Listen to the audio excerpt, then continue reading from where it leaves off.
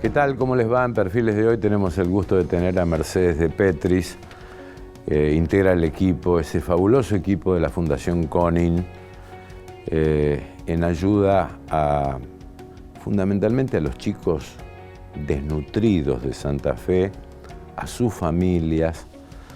Recordar el último censo del INDEC que está arrojando casi un 40% de pobres, y la Argentina, y particularmente Santa Fe, hay más de 217.000 personas en condición de pobreza.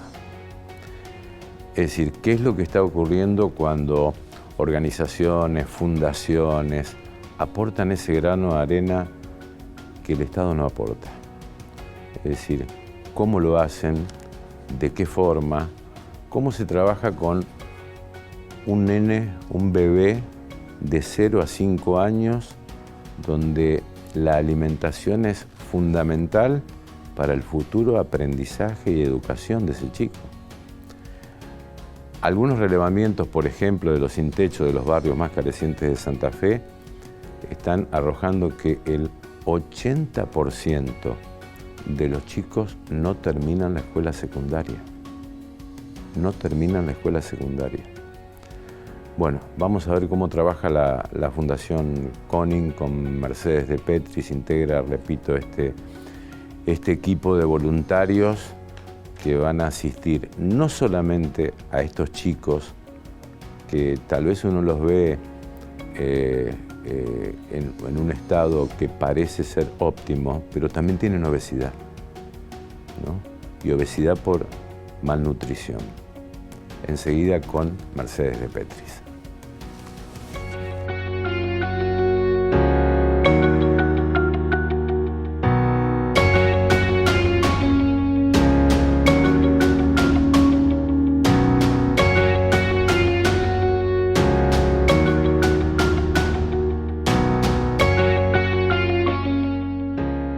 ¿Qué tal, Mercedes? ¿Cómo te va? ¿Cómo estás, Guille? ¿Bien? Muy bien, muy bien. Bueno, primero, como hacemos en este programa habitualmente, ¿por qué decidiste personalmente involucrarte en este tema?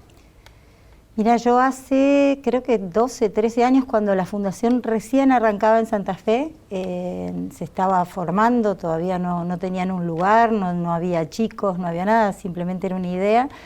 A mí justo se me ocurrió, porque lo había escuchado sobre Conin y sobre toda la historia de Conin en Chile y en Mendoza, y bueno, se me ocurrió googlear en Conin Santa Fe si se estaba haciendo algo, porque realmente tenía una necesidad personal de hacer algo por los demás, tenía tiempo en ese momento y quería hacer algo social.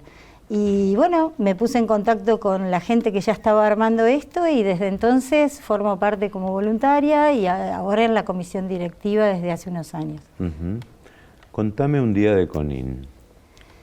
Un día de Conin. Para entender, digamos, un día de Conin y cómo se va armando ese día para el nene que ingresa por primera vez, digamos, hay que saber que nosotros utilizamos la metodología Conin. La metodología Conin se basa en un abordaje integral del chico. No es solo abordar el tema clínico de su patología, de su desnutrición. Es tratar de analizar integralmente al chico, su entorno, su madre, su familia, para poder entender las causas de esa desnutrición. Esa es la idea, para que la solución, digamos, tratemos de darle lo mejor que podamos a ese chico para que salga adelante. Entonces, un chico ingresa con su mamá el primer día, lo primero que ve es a la pediatra y a la nutricionista, el nene es evaluado por ambos profesionales, luego pasan la madre a una entrevista con la asistente social, la psicopedagoga, donde también se evalúa ahí el estado de la madre, el entorno, tratan de ver dónde está situado esa familia y cuál es la problemática social más importante que tiene. Y a partir de ahí pasan a la salita de estimulación temprana, que es donde están las maestras jardineras, que junto con la madre y el chico, juegan, cantan y las maestras tratan de darles técnicas para que la madre se pueda vincular al hijo desde un lugar más amoroso, más lúdico, y así lograr una estimulación del chico. Porque, digamos, está estudiado y hay estudios científicos que dicen que en el desarrollo del cerebro, cuando el cerebro se desarrolla en los 2 primeros años de vida, es tan importante, es un 50% la nutrición saludable y un 50% la estimulación temprana. Entonces, tratamos de que esas 2 cosas se combinen para lograr que ese chico desarrolle un cerebro sano. Esa es la idea. A ver, esto, digamos, ¿ustedes detectan a los chicos o los chicos conocen CONIN y van ahí o las madres van a pedir ayuda? En realidad tenemos derivaciones de centros asistenciales, de los jardines maternos, tanto los centros asistenciales como las maestras jardineras de los maternales, pueden identificar, tienen la capacidad de identificarlos. El Hospital de Niños también nos deriva casos, y en muchos casos son diagnósticos que hacemos nosotros mismos a través del camión sanitario. No sé si escuchaste del camión sanitario, que una vez al año viene y hace un relevamiento en algún barrio. El año pasado fue en San Agustín, en septiembre del año pasado, se relevaron casi 110 niños en 2 días. Y la verdad que el resultado fue espantoso, 15% de desnutrición aguda y 65% de niños con signos de desnutrición crónica. Lo que ya anticipaba lo que ahora son los resultados de las estadísticas. Esto es resultado de la pobreza, de que no alcanza para una canasta básica alimentaria, o la malnutrición significa también un factor de educación para alimentar a ese chico y que no llegue a esa desnutrición. Digo porque a veces el Estado dice, bueno, yo reparto comidas, voy a un merendero y le doy polenta y fideo todos los días y no sé si eso es suficiente o no, o necesita otro tipo. Yo creo que es una combinación de todo. No hay un solo tipo de problemática. Nosotros en este momento estamos atendiendo 130 niños que se distribuyen en 3 centros de la ciudad, y cada uno tiene su origen en distintas. La mayoría, la pobreza es el factor común, por supuesto. Familias que tienen lo mínimo y viven sin condiciones de cloacas, ni de luz, ni de agua potable, es decir, todo suma a que esas familias, y también vienen con una herencia, una transmisión de hábitos y de conductas que no ayudan. Nosotros recibimos madres muy jóvenes, madres de 15, 14, 17 años, no están preparadas para ser madres, no saben qué es ser mamá. Tampoco tienen un ejemplo, en muchos casos no tienen un ejemplo de madre, como para poder copiar, como nos pasaría a cualquiera de nosotros. Entonces, ahí es donde el abordaje integral toma mucha fuerza, porque en definitiva lo que queremos lograr es que esa mamá que entra sin conocimientos, con un montón de falencias, se vaya con herramientas para poder cuidar su bebé.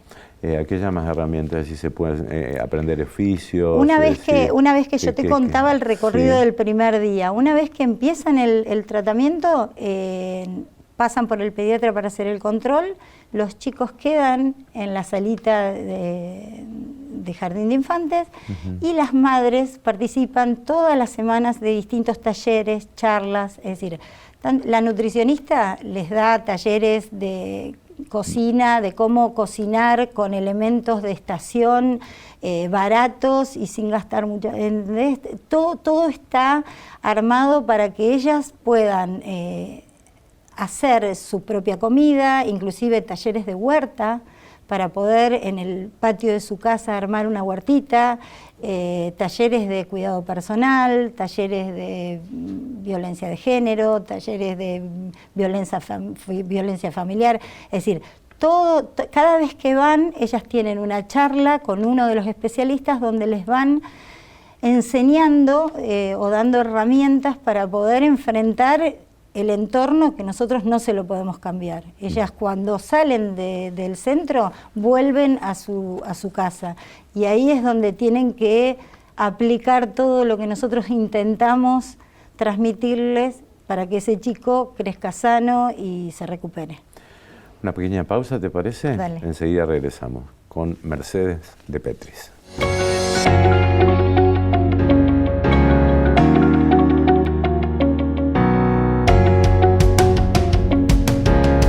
Seguimos con Mercedes de Petris de la Fundación Konin. Nos estaba contando en el primer bloque todo, o sea, cómo se trabaja en una fundación para que chicos se puedan recuperar, ir a la escuela, llegar a terminar el secundario y, bueno, esta movilidad social que en su momento se planteaba en nuestro país, y lo planteó Florencio Sánchez, mi hijo el doctor, ¿no? La posibilidad de incluso llegar hasta la universidad hoy es casi imposible, una utopía, pero ¿hay recuperación de esos chicos, Mercedes?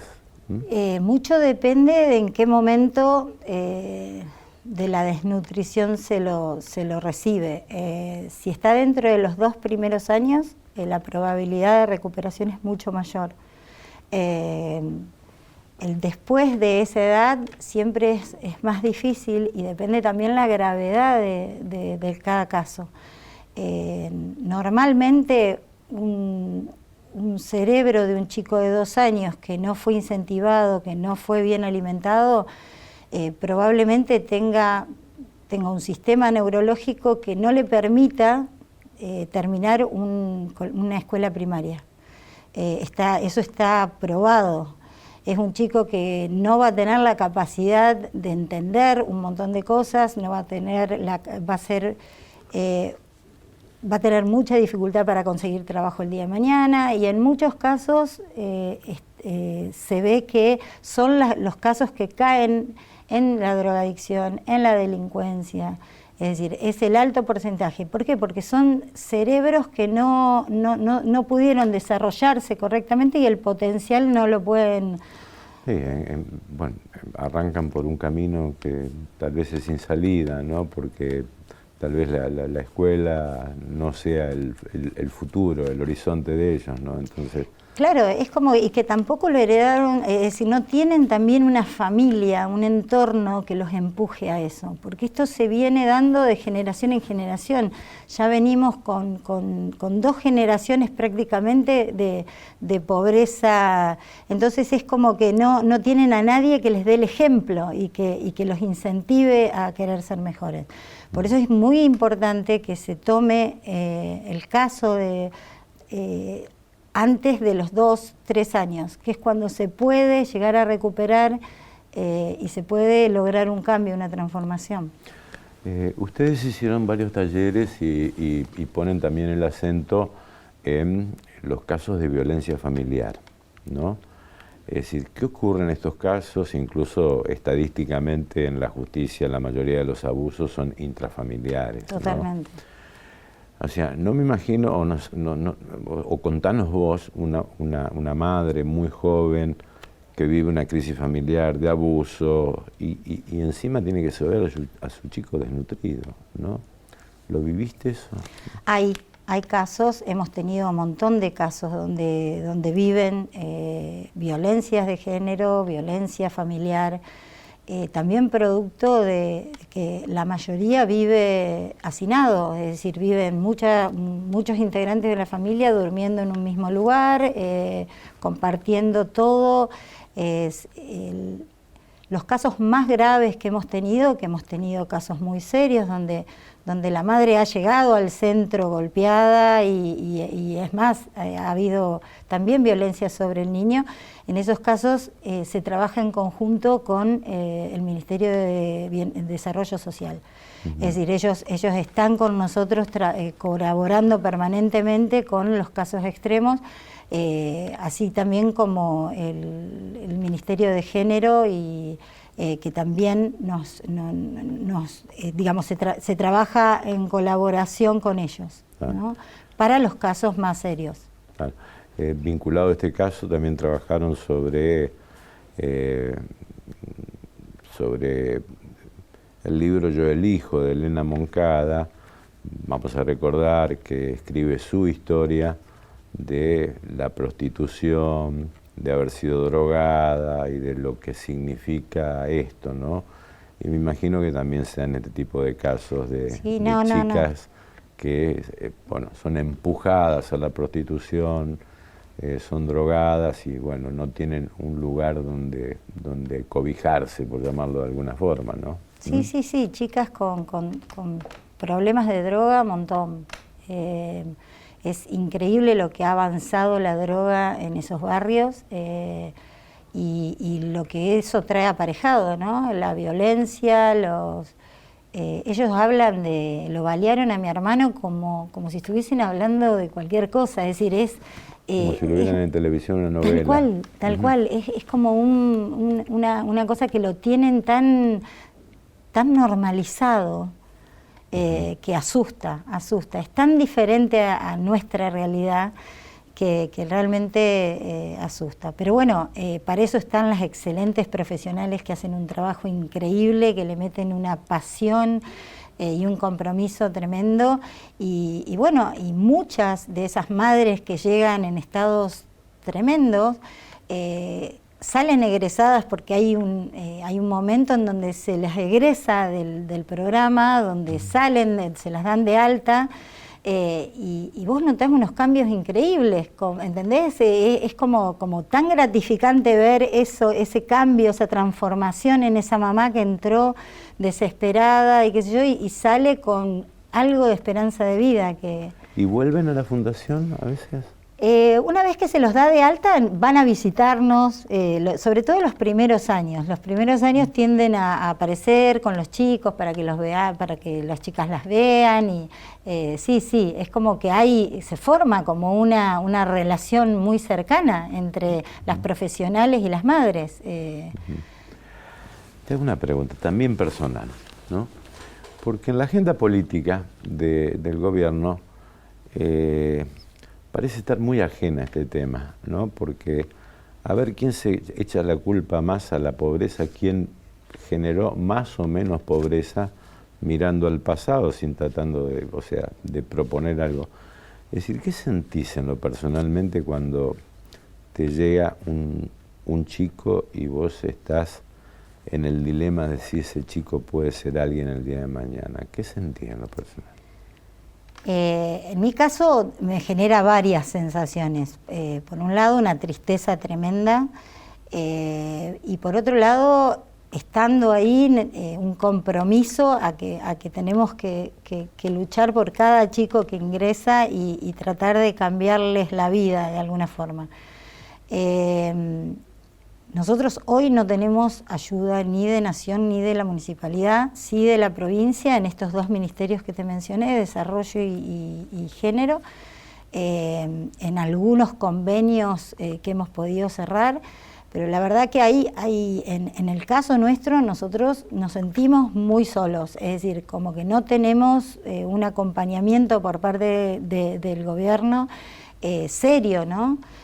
Nosotros nos sustentamos con aportes de padrinos y madrinas, con alguna otra actividad o evento que podemos organizar como una feria americana para sacar plata, pero básicamente es un esfuerzo de todos los días estar pensando si vamos a tener la plata para pagarle a los profesionales el mes siguiente.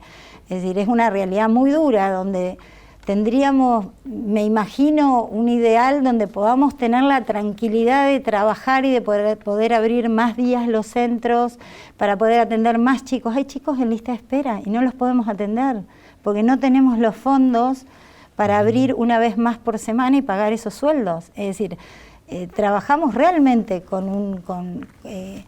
tenemos que ser responsables, no podemos hacer otra cosa, pero nos encantaría poder tener más ayuda para poder asistir a mucho más gente, mucho más familias.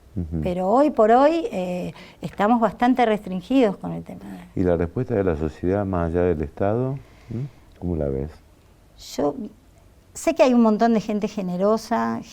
Nosotros tenemos padrinos que nos vienen siguiendo desde hace 11, 12 años y la verdad que hiper agradecidos a todos ellos. Pero hay como una apatía. ¿Sí? Yo noto como una apatía, como el cansancio de la gente y viste el típico comentario, no, ya con lo que pago de impuestos, con lo que me debitan de ganancias, ya hay como una cosa de falta de empatía con la realidad cruda que están viviendo esta gente, porque la verdad que es tremendo. Es tremendo. A mí no me toca el tema, pero algún día la puerta te va a llamar. Y sí. Cómo están las cosas, ¿no? Sí, es como... Y por más que no te toque nunca, es una persona, es un ser humano que la está pasando muy mal, ¿entendés? Que está viviendo una realidad tremenda. Y nosotros también tenemos nuestros problemas, se nos ha empeorado por ahí, nos cuesta llegar a fin de mes y todo, pero hay gente que la está pasando peor. Y no es mucho lo que pedimos, lo que se pide, es ropa que podamos vender en una feria americana, anotarse como voluntarios para trabajar dentro de la fundación, el aporte que tenemos a través de la línea de Donar Online, que es lo que nos sirve a nosotros para poder pagar los sueldos y para poder mantener la infraestructura. Pero se hace duro, se hace muy difícil. Bueno, a todo esto hay que sumarle la gente de calle, que es otro problema. Hay gente que está trabajando en los comedores dormitorios también en Santa Fe, ¿no? La idea de esta entrevista es por lo menos difundir y que haya una toma de conciencia. Totalmente. ¿Hoy están funcionando dónde, Mercedes? Son 3 centros. El centro más viejo, el central, digamos el que fue originario, es el que está en Juan de Garay y La Madrid, que atiende todo el barrio Santa Rosa de Lima. Después tenemos el centro en el predio de Silsa, que el Silsa nos presta un espacio y ahí pudimos instalar otro centro que atiende todo Varadero Baigorria. Y Varadero Sarsotti, perdón. Sí. Y el tercer centro está gracias al padre Axel, que nos presta un espacio en la parroquia de San Agustín. Estamos atendiendo toda la zona de San Agustín. San Agustín y Juan de Garay están abriendo 2 veces por semana, Silsa una sola vez por semana. ¿Cómo se puede ayudar a Conin? Contanos, o repetinos. A mí me encantaría, digamos, que la gente pueda visitar nuestras redes. Nosotros en Instagram tenemos toda la información, están las fotos, los videos del trabajo que se hace, los números de teléfono, los mails, y hay un acceso directo a través de Instagram que te lleva directo al Donar Online, donde simplemente tenés que poner tus datos personales y con eso podés ya anotarte como madrina o padrino para mensualmente lo que puedan. No pedimos grandes sumas, pedimos que cada uno lo que pueda. Hoy por hoy, ¿qué son 1.500 pesos para una persona común? Y eso es lo que estamos pidiendo, es decir, que cada padrino se anote con 1.500 pesos mensuales y a nosotros eso nos marca una diferencia enorme. ¿Grandes cadenas de supermercados aportan o no aportan? No en este momento. ¿No? No estamos teniendo ayuda de ninguna, digamos, si ese es esporádico. La idea nuestra no es el asistencialismo, nosotros no apuntamos a darles alimentos, nosotros somos Les damos las cañas de pescar y le enseñamos a pescar. Esa es la idea, no le damos el pescado. Intentamos darles las herramientas para que salgan adelante. Si tenemos donaciones de comida o de alimentos, se arman bolsones y se le pone también un valor simbólico para que esa madre sepa que eso cuesta algo, que no es regalado, que todos creemos que dignifica un poco la persona, ¿no? Sí. Gracias, Mercedes. Bueno, de nada, gracias a ustedes por permitirnos que la gente nos conozca y sepa cuál es el trabajo que estamos haciendo. Bueno, antes de la entrevista me dijiste que es la primera vez en televisión. Sí. Buen debut, Bueno, gracias. Bueno, gracias, Maggie. Caro, Agustín, fue Mercedes de Petris, de la Fundación Conin. Hasta nuestro próximo encuentro.